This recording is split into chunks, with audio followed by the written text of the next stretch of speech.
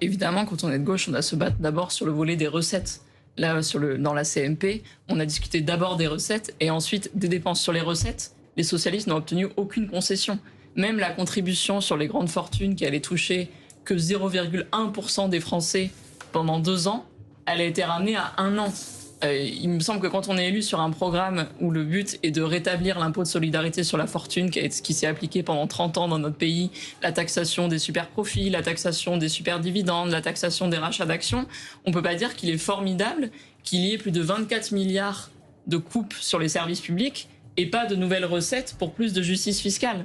Donc moi, évidemment, je suis d'accord, il y a des dépenses qui ne servent à rien. Par exemple, le Sénat a supprimé le Haut Commissariat au Plan que présidait M. Bayrou. Le fait qu'il l'ait supprimé montre peut-être que c'était un poste pour satisfaire M. Bayrou, mais que ce Haut Commissariat au Plan, qui n'a pratiquement produit aucune note, ne servait à rien.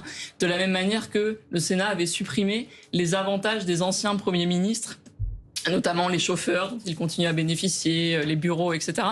Ça a été rétabli en CMP. Donc là, pareil, c'est un signal scandaleux pour les gens. Comment peut-on accepter que ce genre d'avantages que les gens détestent, qui sont extrêmement mal vus, soient revenus dans le budget, alors qu'on coupe tous les budgets des services publics. Il y a aussi des millions d'économies là sur la santé, des millions sur le pass culture, sur l'aide au public au développement, 800 millions en moins sur l'enseignement supérieur et la recherche. Tout ça n'est pas possible. Rien que le rétablissement de l'ISF rapporterait plus de 10 milliards d'euros. Un ISF climatique rapporterait plus de 15 milliards. Donc il n'est pas possible d'accepter ce genre d'austérité.